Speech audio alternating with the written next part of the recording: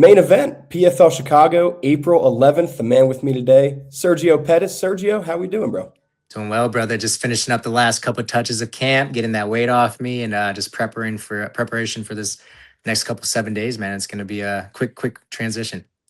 And this question might not be for you, but I want you to answer at least your thoughts anyways. Yeah, You're the number one ranked bantamweight.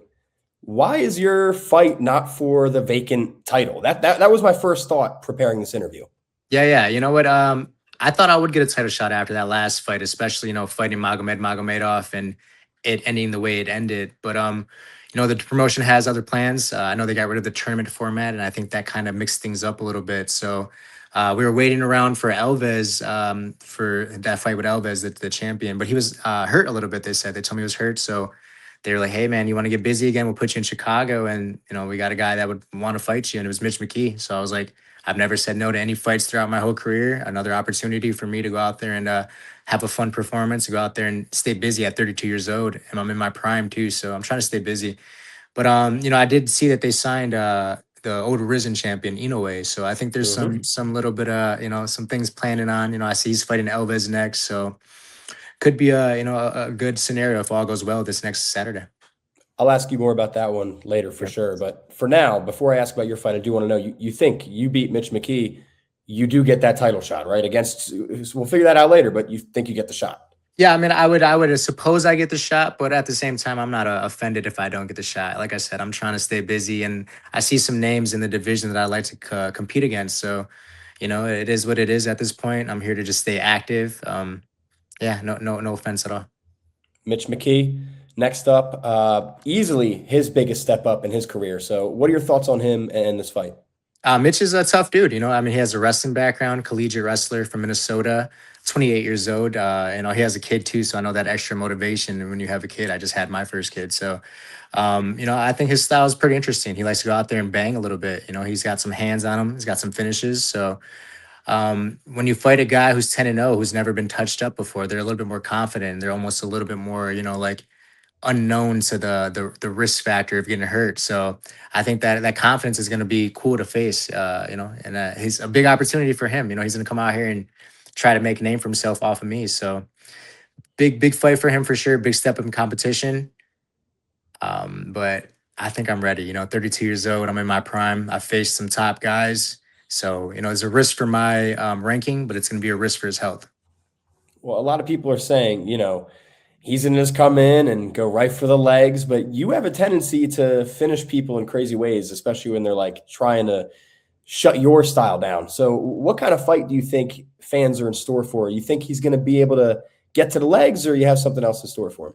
I mean, he might get to the legs, being a collegiate wrestler, having that background. He might get to my legs a couple times. It might take me down a couple times, but he's not going to want to keep it standing with me for sure. I think he'll risk it a little bit. He's training over at Kill Cliff, so I know those guys have some good offense. They try to keep it busy on the feet.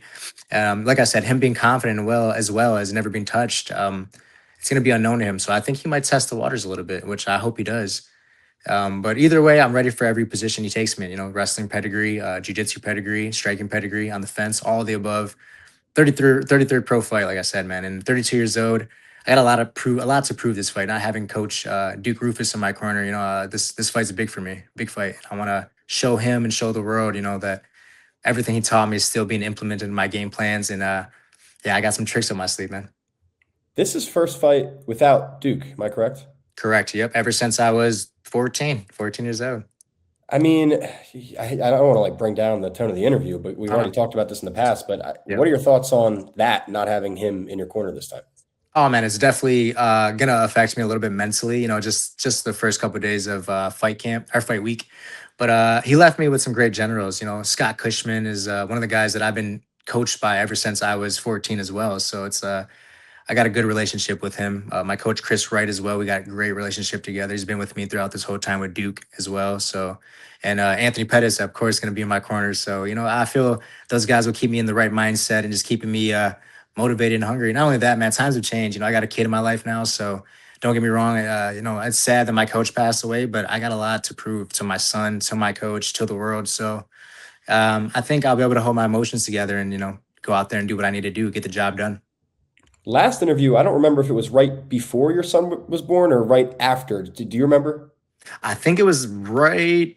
I Like think it might like have been, yeah. was your son around during your fight? I guess is a good way Yeah, to put yeah. it. It was around during my October fight. Yep. So For my I think title. he was probably just born then, but Yeah, it was like three weeks, maybe like 3 or 4 weeks. Yeah, yeah. yeah, that's mine's turning 1 year old next week. So Oh wow. Happy it's birthday to your son, man. Or is it your son? yeah, my son. Yeah, happy birthday to your son. Yeah, that's awesome, Thanks, man. bro. But yeah, that's crazy too. And just, complete opposite spectrum there. You lose someone very special, you gain someone very special. Yeah. So what has your son done for you? 'Cause I talked to you before the fight, not after the fight. So Yeah, yeah. what did he do for you in that fight? What does he do for you going forward?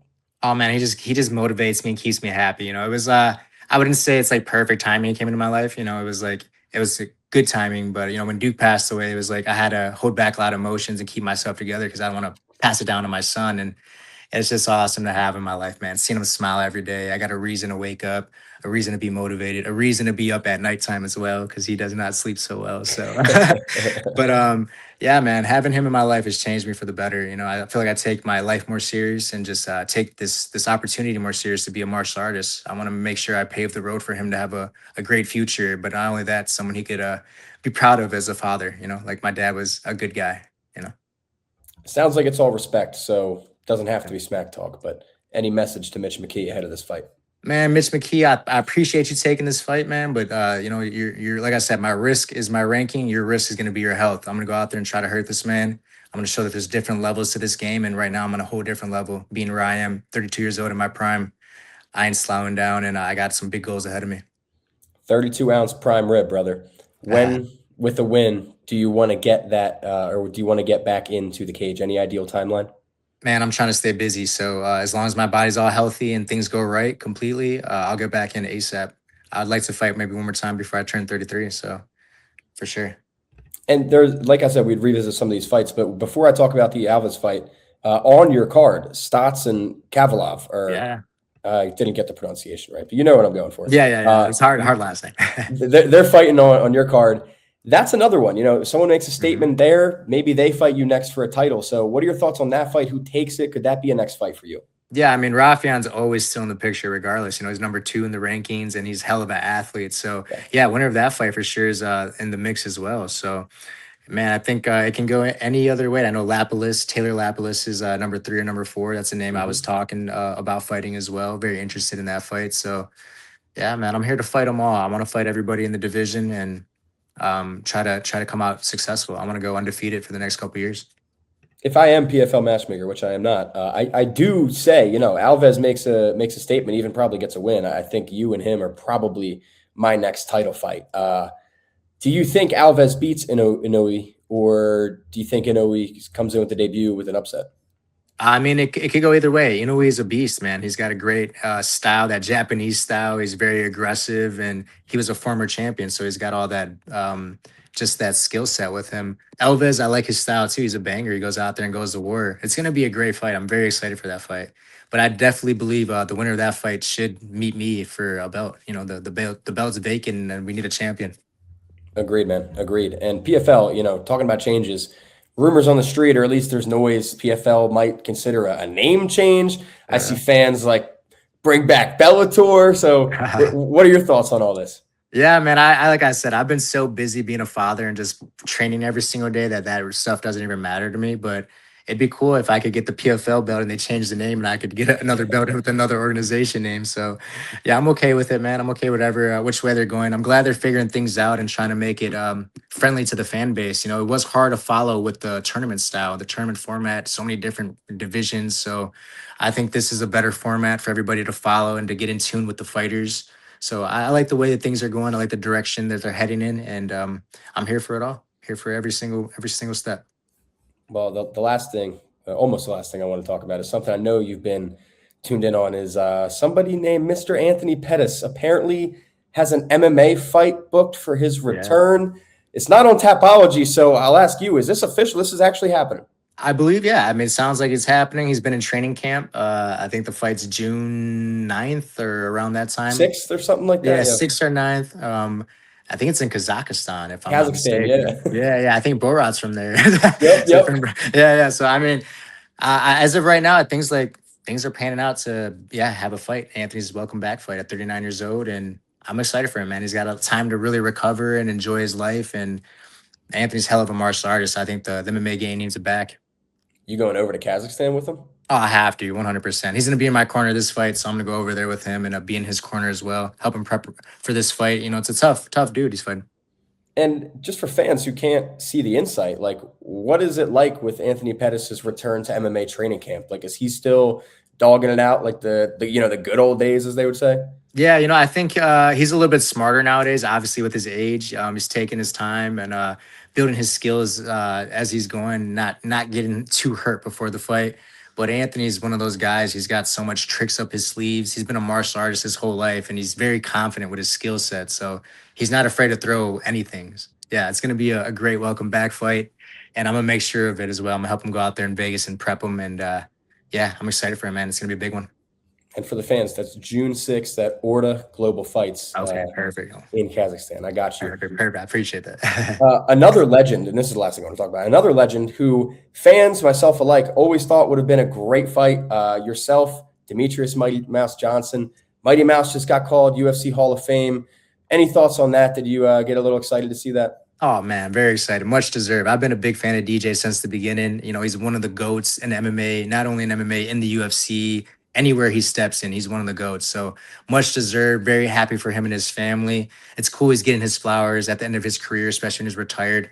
Man, much deserved. Very, very proud of DJ. Sergio, I appreciate the time, man. Ahead of your main event, April 11th, anything for all the fans? Make sure you guys tune in April 11th. Me and Mitch McKee are going to go at it. He might try to wrestle me, but I'm going to be having something waiting up that department for sure. Got some knees, elbows, some spin kicks. Make sure you guys tune in. Getting me more excited than I already was. Ladies and gentlemen, don't miss it. April 11th, PFL Chicago. Sergio Pettis, my man. Yes, sir. Thank you, brother.